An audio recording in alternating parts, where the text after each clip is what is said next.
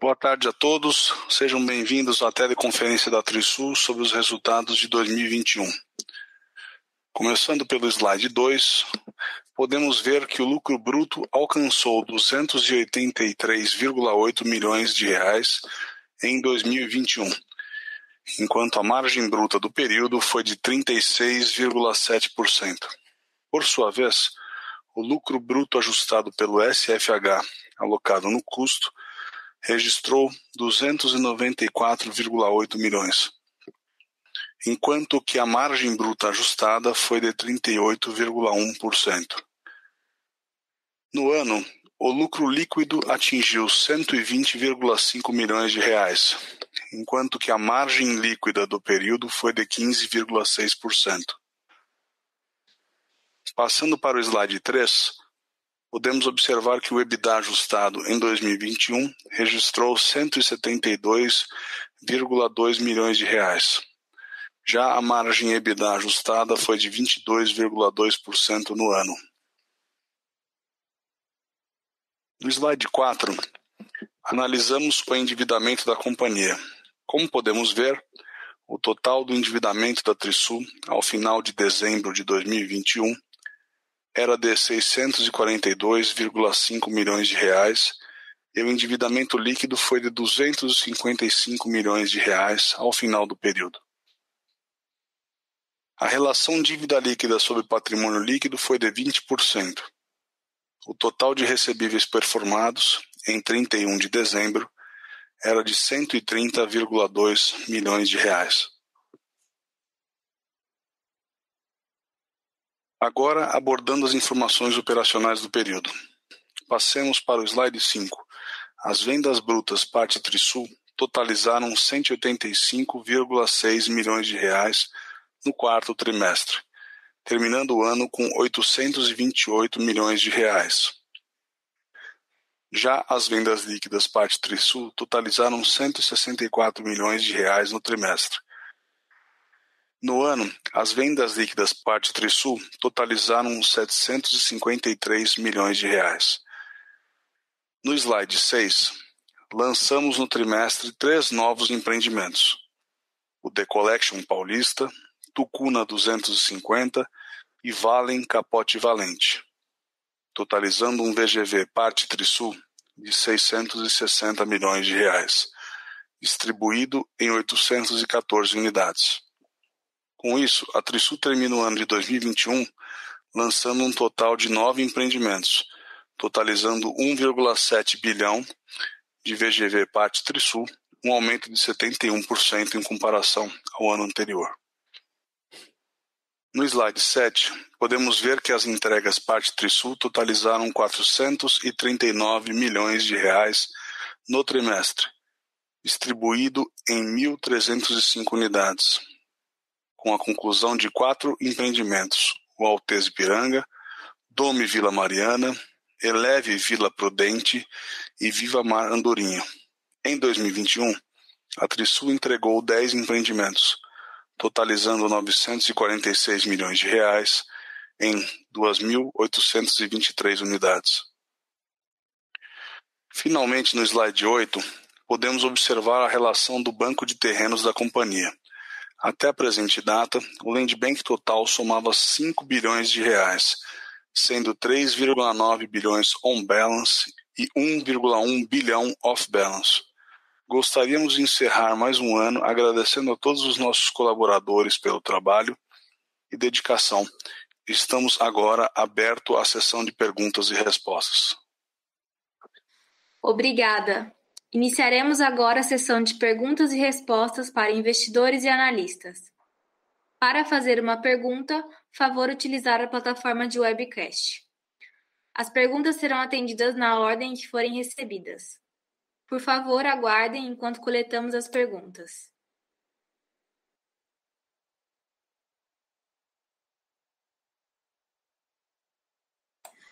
A primeira pergunta é de Juan Luca, da XP Investimentos. Qual a cabeça de vocês sobre a perspectiva de lançamentos em 2022 com esse macro mais fraco?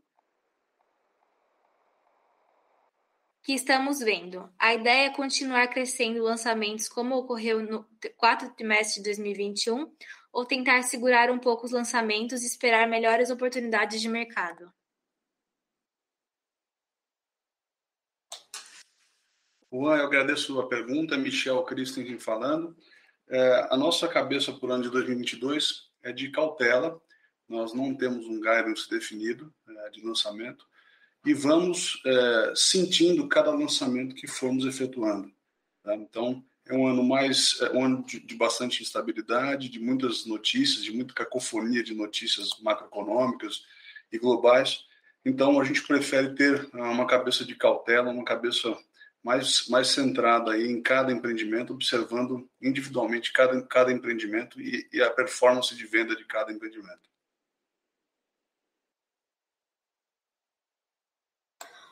A próxima pergunta é de Juan Luca, da XP Investimentos.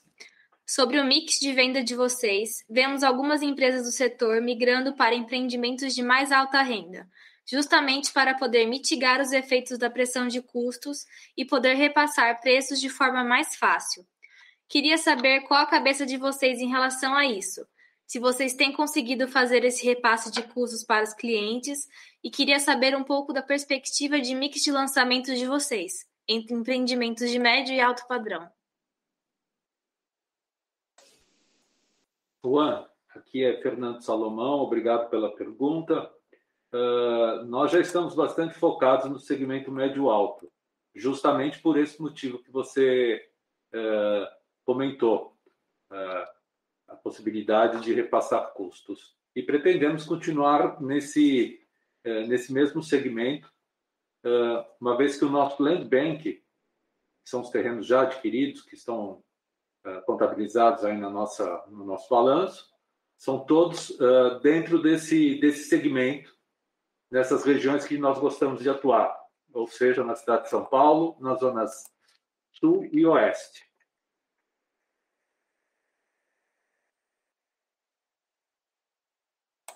A próxima pergunta é de Pedro Pessoa, da Versa Asset. Boa tarde. Poderia dar mais detalhes sobre a operação do quarto trimestre de 2021? Qual o motivo para a queda da margem bruta?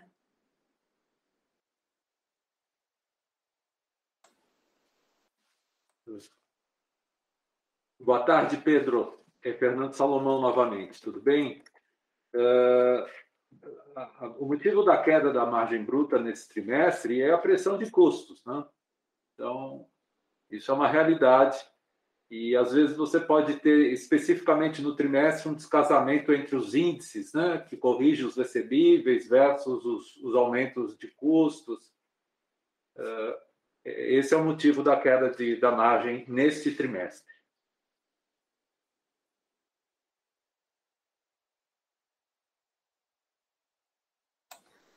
Próxima pergunta é de Rafael Ranguetti, da Nova Capital. Boa tarde. Como está a evolução dos distratos?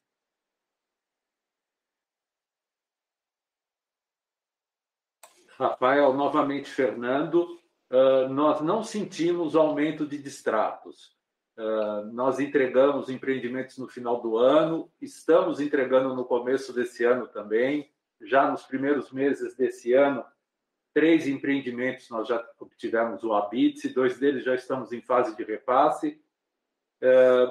E não percebemos nenhum aumento das solicitações de distratos ou pessoas que não conseguiram acessar crédito imobiliário para quitar a dívida. Isto não é perceptível na Trisul nesse momento.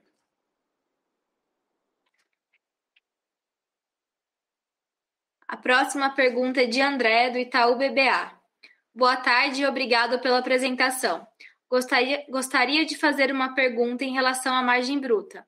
Será que poderiam comentar sobre os principais fatores que levaram a essa contração no trimestre?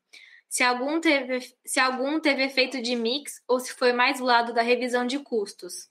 Além disso, se puderem comentar também sobre como estão vendo o cenário de custos nesse início de ano, dado o aumento nas incertezas com as commodities, e se tem observado pressão em algum insumo mais especificamente. André, agradeço a pergunta, Michel Christensen, conforme o Fernando disse, né? a queda de margem, especificamente para esse trimestre, foi devido ao aumento de pressão de custos, né? E quanto ao início desse ano, nós já percebemos uma certa estabilização em alguns insumos, que tem dado já algum conforto do ponto de vista de aquisição desses insumos, tá? E algum conforto também do ponto de vista de viabilidade. É claro que o cenário ainda é de uma inflação pressionada, mas para alguns insumos nós já temos visto um cenário de estabilização. Tá? Com exceção, volta e meia de aço, por exemplo, que a gente escuta, vê notícias, né? Aço ainda é um item bastante pressionado, mas em boa medida os insumos, de modo geral, já estão começando a se estabilizar. A próxima pergunta é de João Daronco, da Suno Research. Boa tarde. Vocês poderiam comentar acerca das margens da companhia? O que vocês esperam para 2022? Quando olhamos a margem bruta a apropriar, as margens estão bastante saudáveis. João, agradeço a pergunta. Novamente, as margens vêm atuando historicamente num patamar saudável, né? E a nossa margem futura reflete isso, reflete a qualidade do nosso estoque, reflete a qualidade dos produtos que lançamos. E especificamente nesse trimestre houve uma queda de margem, de fato, por pressão de custo. Tá? Agradeço a pergunta. A próxima pergunta é de Elvis Credêncio, do BTG Pactual. Podem compartilhar como está o ritmo de vendas agora no início de 2022? Elvis, obrigado pela pergunta. É Fernando Salomão respondendo. As vendas do início desse ano estão em linha com o que costuma ser, né? Janeiro e fevereiro costumam ser meses mais fracos de venda, né? E esse ano não foi muito diferente. A próxima pergunta é de Marcelo Bernabé. Boa tarde. Poderia comentar se os preços das novas unidades têm acompanhado as pressões de custo? Isso tem reduzido as VSO? O que devemos esperar nas VSO em 2022?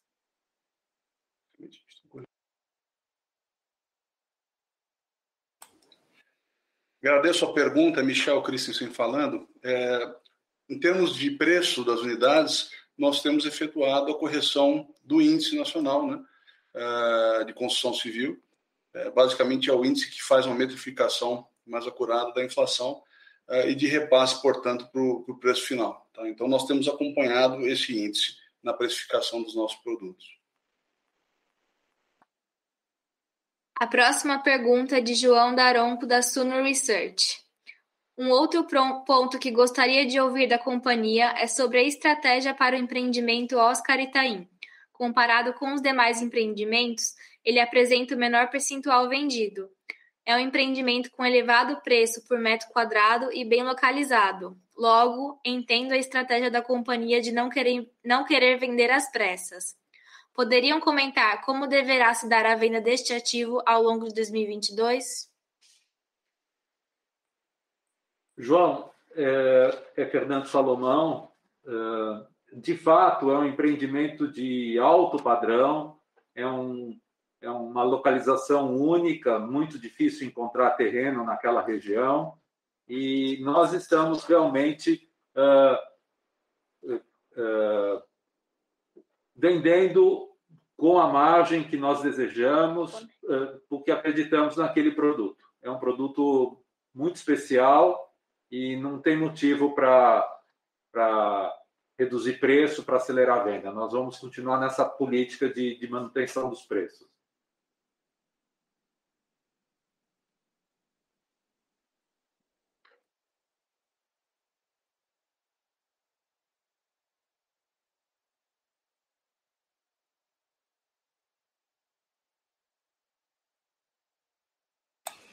A próxima pergunta é de Rafael Oliveira Santos, da Gold Investimentos. Boa tarde. Quais as perspectivas de lançamentos para 2022? Pode comentar o guidance? Boa tarde, Rafael. Nós já respondemos isso anteriormente. Basicamente, a nossa cabeça é uma cabeça de cautela, né? É um ano com bastante instabilidade, então nós temos uma cautela grande para esse ano do ponto de vista de lançamento e não temos nenhum guidance oficial justamente por isso, tá? Por esse cenário um pouco mais difícil de equalizar todos os riscos, de mitigar os riscos.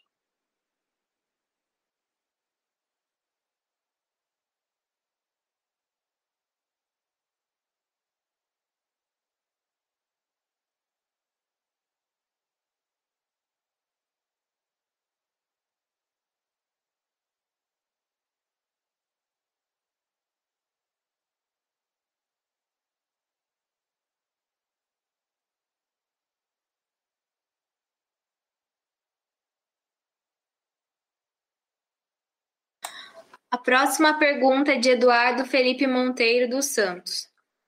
Vemos a margem líquida caindo para menos de 10% no quarto trimestre. Qual a expectativa para a margem líquida em 2022? Eduardo, Michel, agradeço a pergunta.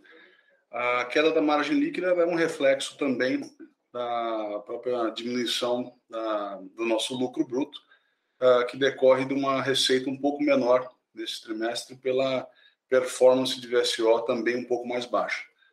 Tá? Então, basicamente, esse é o motivo.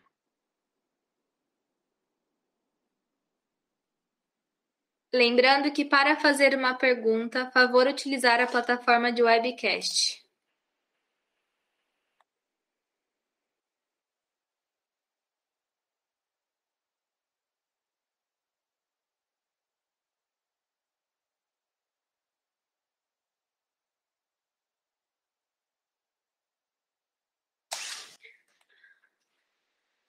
A sessão de perguntas e respostas está encerrada. Passamos agora a palavra ao Sr. Michel Christensen e ao Sr. Fernando Salomão para suas considerações finais. Nós agradecemos a presença de todos, a todas as perguntas e estamos à disposição, tanto eu quanto o Fernando Salomão, a Jéssica, para maiores questionamentos e esclarecimentos. Obrigado e até o próximo call. Obrigado e estamos à disposição para esclarecimentos a qualquer momento.